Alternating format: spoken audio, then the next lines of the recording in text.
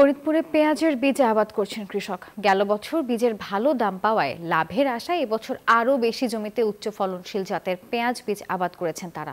পেঁয়াজের বীজ উৎপাদনের আরও বিস্তারিত জানাচ্ছেন ফরিদপুরের সহকর্মী খায়রুজ্জামান সোহাগ।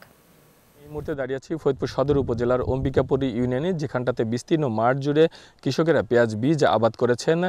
আপনাদেরকে যদি একটু তথ্য জানিয়ে রাখি, ফরিদপুরে এবছর পেঁয়াজ বীজের ভালো দাম পাওয়ায় কৃষকেরা অধিক পরিমাণ জমিতে এই বীজের আবাদ করেছেন। আমরা যেটা জানতে পেরেছি যে গেল বছর প্রতিমন পেঁয়াজ বীজ 2.5 থেকে 3 লাখ টাকা মন বিক্রি হয়েছে।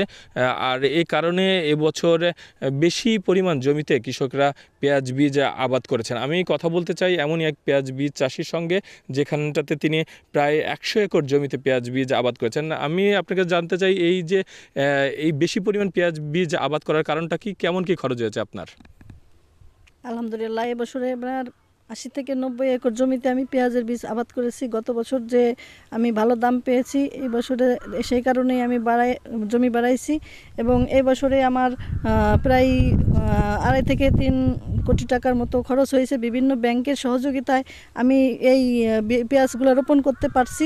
ইনশাআল্লাহ এই বছরে যদি আবহাওয়া ভালো থাকে, এবছরে বীজ ভালো হলে আমি লাভের মুখ দেখতে পাবো। ধন্যবাদ আপনাকে। আপনি শুনতে পাচ্ছিলেন যে পেঁয়াজ বীজ চাষি যিনি নারী কিষাণী রয়েছেন, তিনি বলছিলেন যে তিনি প্রায় 100 একর জমিতে পেঁয়াজ বীজের আবাদ করেছেন এবং বাজার দর ভালো পেলে এবছর তিনি লাভের মুখ দেখবেন, এমনটাই কিন্তু বলছিলেন। তো এই ছিল আমার কাছে পেঁয়াজ বীজের সর্বশেষ সংবাদ। ফিরে যাবো স্টুডিওতে আপনার কাছে।